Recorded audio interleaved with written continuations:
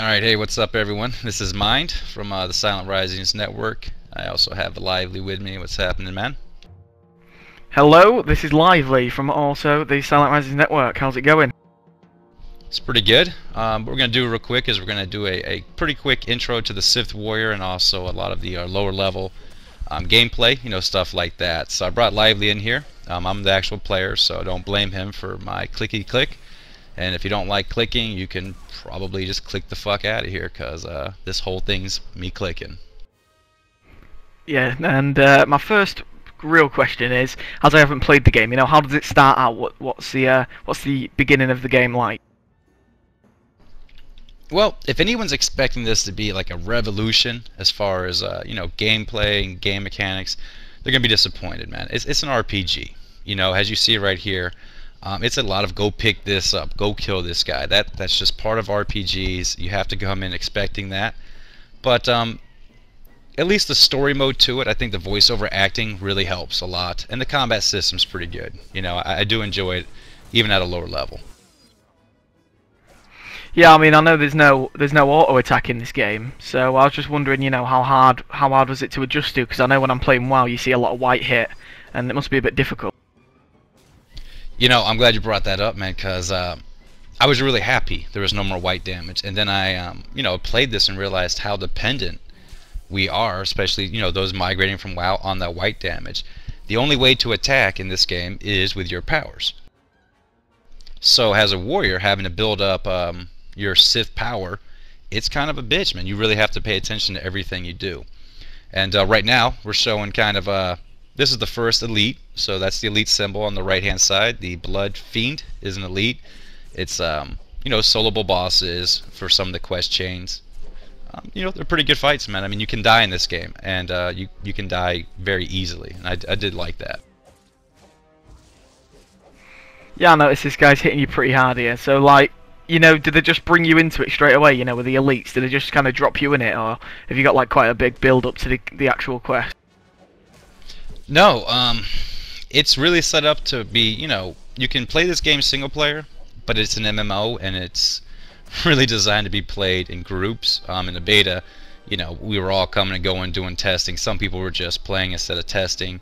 I would definitely recommend linking up with someone, because the elites are around every corner. It's not like you're going to walk in this room, there's an elite. You can trip across them very easily, and they can rock your fucking world. And the normal trash can rock your fucking world, because I'm actually about to get pwned again by this fucking bird thing. Yeah, that leads me on to another question. What actually happens when you die? I mean, obviously you're going to die in a second, but I mean, what's the drill? Well, I really like this. I think it's pretty fucking nice system. It's not a time sink. You can either go back to the med bay, which is kind of like a safe spot, a res zone, like they have in WoW, or you can have this robot come and res you, which I just did. And what he does is he makes you invisible for like 10 seconds, and everyone's got a self heal, which is what I'm doing right now. I'm healing myself back up. Everyone has that. You don't have to eat food or any of that shit, or you can run away. I have to get through this, so I just self heal, and we get right back in there and fucking try again. Yeah, I think that's good as well that they've inputted everyone's got a self heal. That's really a bit refreshing. One question is, like, what's the loot like? In the low level zones, I just wondered whether you get like a lot of items, or is it just like credits or trash or whatever? I was actually really surprised and happy. They said they're going to make this about crafting, and right now in the low levels, it definitely seems like it is. I got 0 greens all the way up from loot. The only time I ever got a green in this game was from a class quest turn-in. And you see me running around with the Sith Inquisitor right now, and look how different it is just having one more person with you. You can start chain pulling. It's an MMO. So yes, there's a huge single player aspect, but you're going to have to interact with people. You're going to have to get crafters, because the gear's expensive and it's not that good. I mean, that's really refreshing to me, because I know nowadays when you log on to WoW, you've got your full heirlooms, you go in there, you one-shot mobs, you don't have to make any friends, you just steamroll through it. And quite honestly, if a person comes up to you, maybe they haven't got the greens on, or the heirlooms on, you just think, why should I help you? And I think that's kind of what Star Wars is going for, where it's encouraging teamwork, like you said, getting crafters. and holy crap, that Sith Inquisitor just did a lot of damage. Oh, they are fucking nasty. But I'm gonna be honest with you though, man. The low levels, this is what you're gonna spend most of your time doing. They said they wanted this to be a story-driven, not quest-given or grinding, and they really held true to that. There are hours of dialogue choices in the beginning of the game. I don't want to ruin it for anyone, but you know, I encourage you to really, when you're creating your character, think how you're gonna play it, because there's a lot of serious decisions to make early in the game. I played the pure, you know, Sith, fuck everybody, that whole deal. It just kind of works for who I am as a real person. But dialogue choices can lead to battles like this very easily. There's no, oh, well, fuck you, I'm going to walk away. You can fight just about everyone. And there's some really good choices, man, in the game. You can betray your master. This is your first companion. The only way to get this is through a chain quest. I don't want to ruin some of the things you can do with her, but you can either be a friend or you can make her your slave, and that decision is made right around level 8. So I think that's pretty cool, you know, that the story is so intertwined into what you're doing, every aspect of it. I really like that idea. You know, I'm not really big on lore as a whole, but I mean, I'm loving the, you know, the situation-based quests and the way you can choose to do out of 3 options. It is quite refreshing to me. One more question is, like, you know, the combat. I know the combat system's a lot different from, you know, what we've been talking about and other people telling me. I just wondered, you know, we've already brushed on the auto attack thing, but I've heard like the combat system as a whole is really refreshing. The way, you know, your weapons collide, etc. I love the combat system. I mean, I've been doing the RPG/MMO for a long time. The mobs are smart. You know, they a ranged attacker is going to run away from you. He's going to try to find cover and shoot you. Melee tries to get behind you. But something I really want to show everyone here. This is for the single players. I don't want anyone to be deterred from it. If you're a single player, you get your companion out. Your companion is fucking a beast. It is a companion. It is not a pet. That bitch right there is fucking crazy. I don't know how all the classes work out, but as a tank, as a Sith Warrior, she's fucking crazy. So I put some footage in here where you see her throwing grenades at them.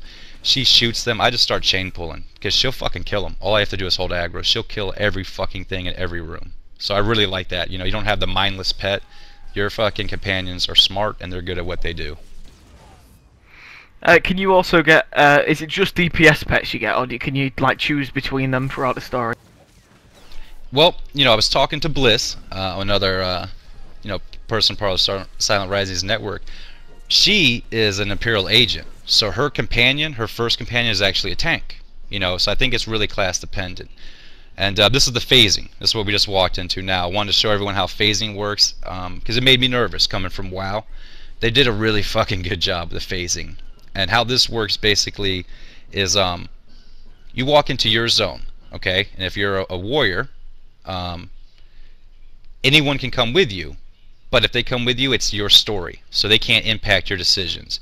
If you don't have anyone with you, you can't go in the green, because that's the Sith Inquisitor's like little own phased area. So it's not everyone's running around and invisible. It's a conscious choice to be part of someone's story and help them, but not interfere. Oh, that's really good. I didn't know that about the game, and that's very different to what other MMOs are doing, and I think that's really cool. Don't know if you just saw that. That's the holocron. Those are the hidden treasures in the game that give you permanent buffs throughout the game.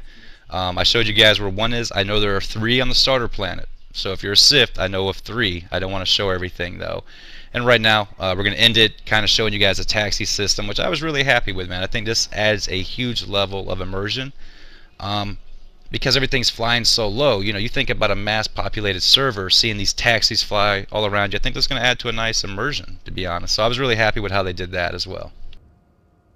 Yeah, I really like the way it's so low. You know, a lot of your taxis, I keep referring to WoW, but obviously your Wind Riders are so high and your Griffins are so high. And I really do like it. You know, you're flying past other players and you can see other, you know, situations, and I really like it.